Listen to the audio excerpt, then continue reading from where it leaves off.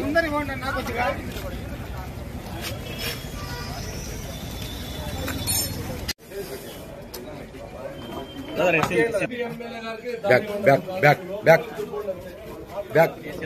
Back అన్నా మీరు చూడండి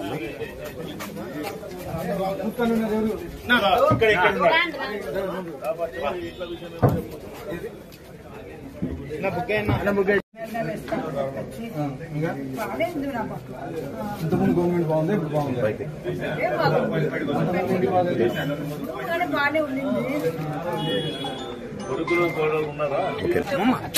అయ్యో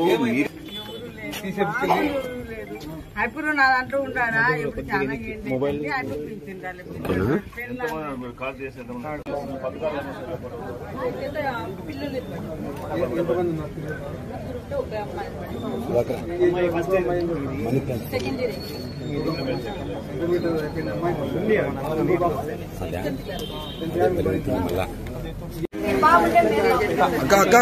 రావద్దండి ఎవరు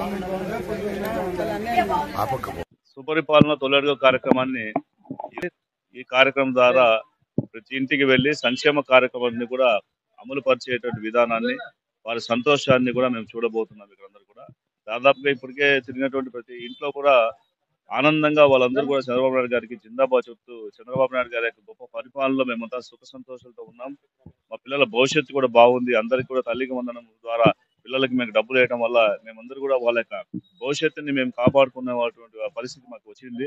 ఖచ్చితంగా ఈ రాష్ట్రంలో ఉన్నటువంటి సంక్షేమ కార్యక్రమాలను, అభివృద్ధి కార్యక్రమాలని వారు అమలు పరిచేటువంటి విధానాన్ని కూడా సమర్థిస్తూ భవిష్యత్తు కూడా ఇంకా వారి యొక్క నాయకత్వంలో ఈ రాష్ట్రము అదేవిధంగా అనంతపురం అన్ని రకాలుగా కూడా అభివృద్ధి చెందాలనేటువంటి ఒక ఆలోచనతో ప్రతి ఒక్కరు కూడా సంతోషంగా వాళ్ళందరూ కూడా కార్యక్రమంలో భాగస్వాములు కావడమే కాదు ప్రతి ఒక్కరు తెలియజేస్తాం. మేము కూడా ఇటువంటి మంచి ప్రభుత్వం వచ్చింది కాబట్టి మా బాధ్యత అని చెప్పి చెప్పడం జరుగుతూ ఉంది.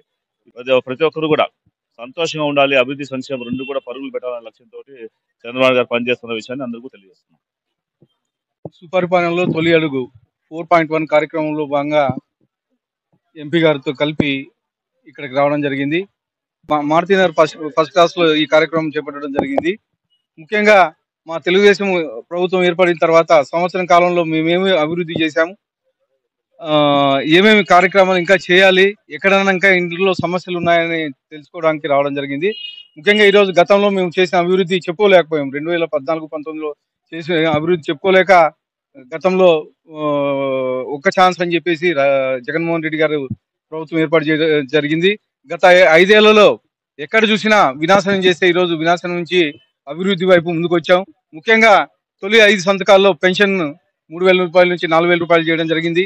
అలాగే డిఐసి 16,347 ఉద్యోగాలు కల్పించడం జరిగింది.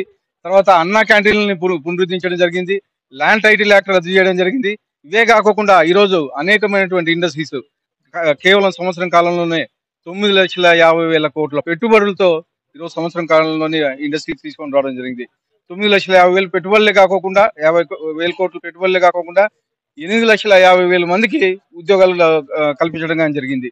ఇవే కాకుండా వచ్చే నెల 15వ తేదీ నుంచి ఉచిత బస్సు కల్పించడం జరుగుతూ ఉంది. అలాగే దీపం పథకం కింద 3 గ్యాస్ సిలిండర్లు ఇవ్వడం జరుగుతుంది. దాదాపు ఈరోజు తల్లికి వందనం ఏ ఇంటికి వెళ్ళినా కానీ మా ఇంట్లో 3 పిల్లలు ఉంటే 3కి పడినాయన్నా, లేకపోతే 4 ఉంటే 4కి పడినాయి. ప్రతి ఒక్కరికి మా ఇంట్లో పిల్లలకు పడింది. గతంలో జగన్మోహన్ రెడ్డి అందరికీ వేస్తానని చెప్పేసి కేవలం ఇంటింటికి ఒకరికి మాత్రమే వేశాడు. కానీ అవి కానీ ఎప్పుడు వచ్చేటివో తెలియదు. కానీ ఈరోజు నారా లోకేష్ గారు మంత్రి అయిన తర్వాత ఏదైతే స్కూల్ ఓపెనింగ్ రోజే మా పిల్లలకు ఫీజులు కట్టడానికి తల్లికి వందనం వచ్చిందని చెప్పి చాలా హ్యాపీగా ఫీల్ అవుతున్నారు. 24 కార్యక్రమం వచ్చేసి మా ముఖ్యమంత్రి వర్యులు ఆకాంక్ష 2047 కల్లా 2047 ఒక విజన్ పెట్టుకొని బిలో పావర్టీ ఎవరో ఉండకూడదు, అంత ఆర్థిక అసమానత ఉండకూడదు అని చెప్పేసి ఈ కార్యక్రమం పెట్టడం జరిగింది. దానిలో భాగంగా మా అమ్మాయి దగ్గుపాటి ఫౌండేషన్ ఫౌండర్ కాబట్టి మా అమ్మాయి ఫోన్ చేసి ఈరోజు మీటింగ్ ఉంది, నా తరపున 25 ఫ్యామిలీస్ ని తీసుకొని దత్తత తీసుకొని వాళ్ళకి సహాయం నేను చేస్తానని చెప్పేసి తెలియజేయడం జరిగింది. దానిలో భాగంగానే 25 ఫ్యామిలీలు దత్తత తీసుకోవడం జరిగింది. ఇమీడియట్ గా నిన్నటి నుంచే ఎఫెక్ట్ ఆల్రెడీ వాళ్ళ డీటెయిల్స్ అన్ని మున్సిపాలిటీ నుంచి తీసుకోవడం జరిగింది. ఈ రోజు నుంచి మొదలు పెట్టడం జరుగుతాం. సో ప్రపోజల్స్ పంపించాము. లాస్ట్ 6 months బ్యాక్ ప్రపోజల్స్ పంపించారు మా ఎంపీ గారు. ఇది ఇక్కడ ఒక అండర్ పాస్, అలాగే నాయక్ నగర్ దగ్గర ఒక అండర్ పాస్, రెండు కలిపి ప్రపోజల్స్ పంపించడం జరిగింది. టెండరింగ్ స్టేజ్ లో ఉన్నాయి. వీలైనంత తొందరగా రామ్నగర్ ఫ్లైఓవర్ అయితేమి, అలాగే నాయక్ నగర్ ఫ్లైఓవర్ వీలైనంత తొందరగా మా ఎంపీ గారి చేతుల మీద ప్రారంభం చేస్తామని చెప్పేసి, భూమి పూజ చేస్తామని చెప్పి తెలియజేయడం జరుగుతుంది.